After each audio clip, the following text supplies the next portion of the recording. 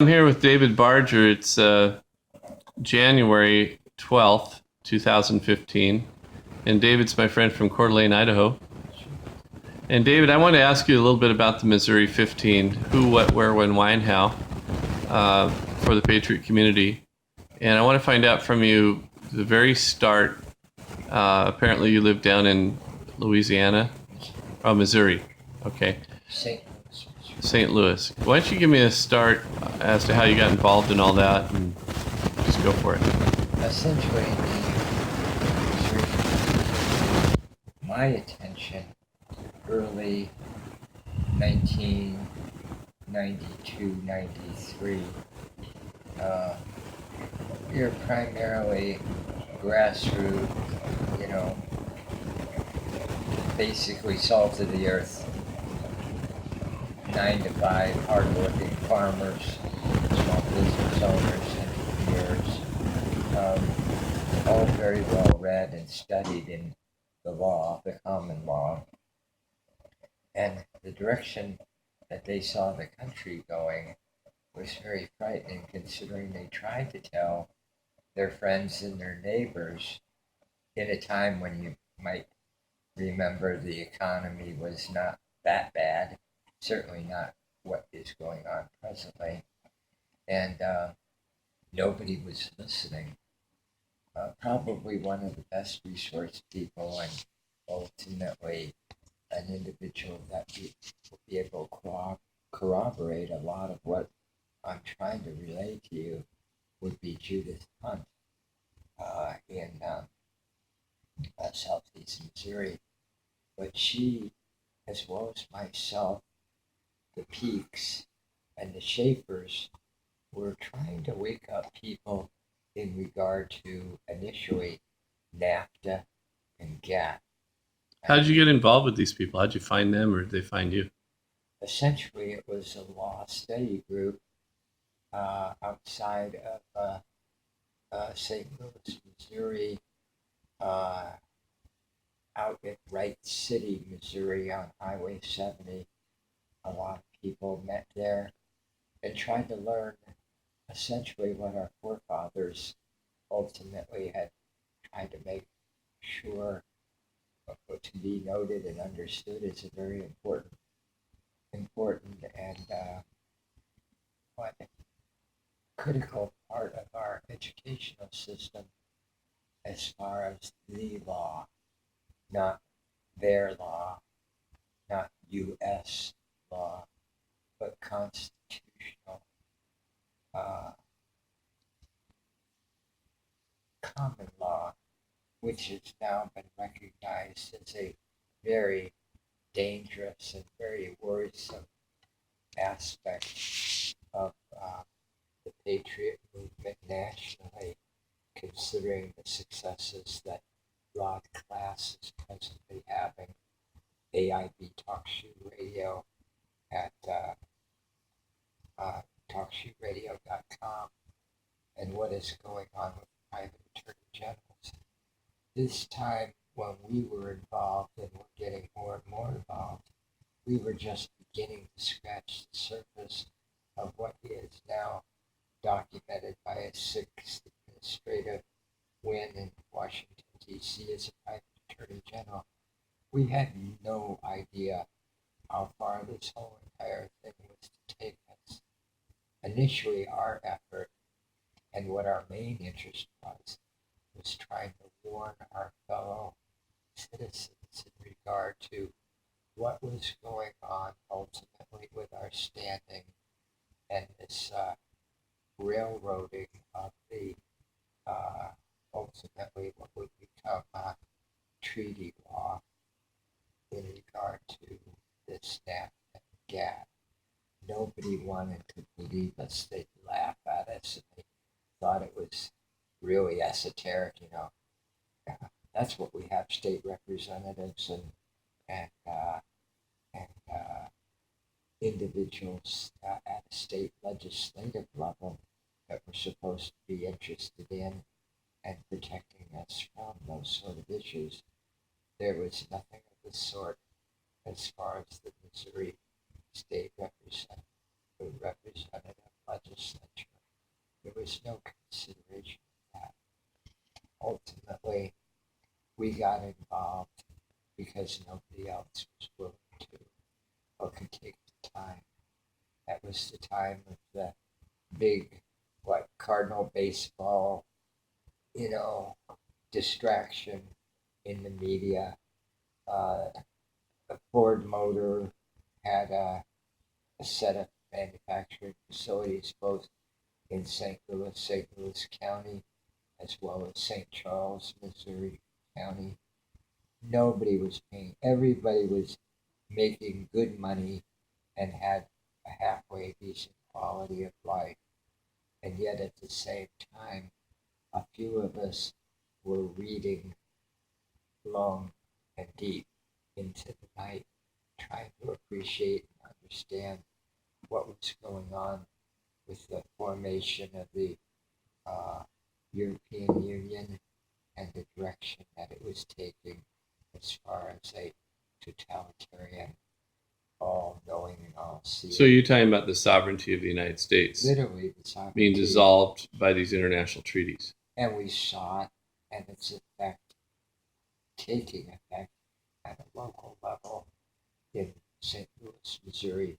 John Ashcroft, John Danforth, was it Jack Danforth, Jack in the Box, Danforth, Rayovac batteries, still nationally and internationally recognized entities. Monsanto had just set up a world national headquarters, and between the corporations and privateers, I don't know exactly what's going on presently. The individual state or federal representative had been bought by those corporations years and years ago. We either didn't know or we couldn't get anybody. Kind of like a bunch of bully mafias. Exactly. Different big families that each were a mafia. Each family. Competing for bucks. Well, let me ask you this. What happened to you? How'd you guys end up in jail? What'd you do? Well, in my case, I went to all the common law study groups. I read constantly. And Gene and Dennis Logan were having these study halls and study groups throughout the St. Louis city and county, as well as all the way down into Oklahoma City, taking the training direction directly to the local level, very much like a Rod class and the law groups that are presently involved in dealing with the private attorney general teams that they're putting together nationally. All right. Well, let me backtrack here for you. How did you threaten the officials down in that area of the United States so that they'd want to put you guys in jail? What were you doing? Well, by that document that you'll be able to put up on Sir David and Sir David Andrew or spread to the winds, you'll notice the accusation of common law lien being pressed against presumably Judge Fred Rush. Fred Rush was just a tip of the iceberg little player at a county level. The issue had started initially with a minor traffic stop of Amanda Link. Her grandfather was very well studied constitutionally, had been involved in the common law for years, trying to get people to awake to the danger of the corruption and the fascism at a national level that was being expressed in local courts. Now that's long before Rod Class over at AIBTalkshoeRadio.com in his documents section had drawn any attention at all to the congressional record, September 20th of 1950, It's a congressional record. You look it up. The Lawyers Guild, the bulwark of the Communist Party. Now, when you hear that, it's a congressional record. What's the problem here? It's the direct testimony and historical record of what occurred at the Senate Subcommittee on American Activities, and the names of all the players who are currently showing up in this 50-page document, and the family names that persisted from that time until now, and the transmission of an overweening and never sleeping headless fourth branch of a fascist empire that they literally built one step at a time, with, of course, the complicity and cooperation of not only the local police, but then sadly the state police, as well as the national agencies, all headless and all unelected, and yet all under the control of either the State Bar Association or the national and international bar association. What a lot of people are unaware of is that the judicial colleges of both Texas and I believe Oklahoma had been directly, by the work of the people within Gene and Dennis Logan's law group, had been directly responsible for either the death and or unlawful incarceration of hundreds, if not thousands, of innocent Americans. When you look at and study, and I can't recommend it enough, I mean, I'm kind of old and now a little bit worn on the edges, but hopefully it is that message in the bottom, because ultimately, if you don't learn history, unfortunately, you get a chance to relive it. I'd hate to see any young parents or any young families have to relive the lives and the suffering of Dennis and Gene Logan. He spent 7 or 12 years in jail total, fighting at just the state level.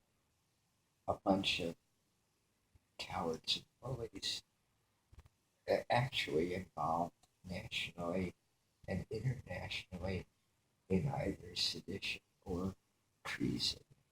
I know it's a harsh accusation, but sadly, by law and by treaty law, violations, in fact, I don't know how many other acts of treason have been performed or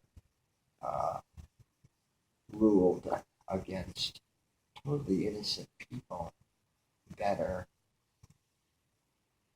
supporting, by their mere presence, supporting a fascist system of a totally corrupt judiciary that makes tremendous amounts of money off of the backs and out of the back pockets of everyday Americans that are totally innocent of anything approaching the war crimes that the judiciary has been able to entrap and incarcerate all ages and populations, races, as well as ethnicities.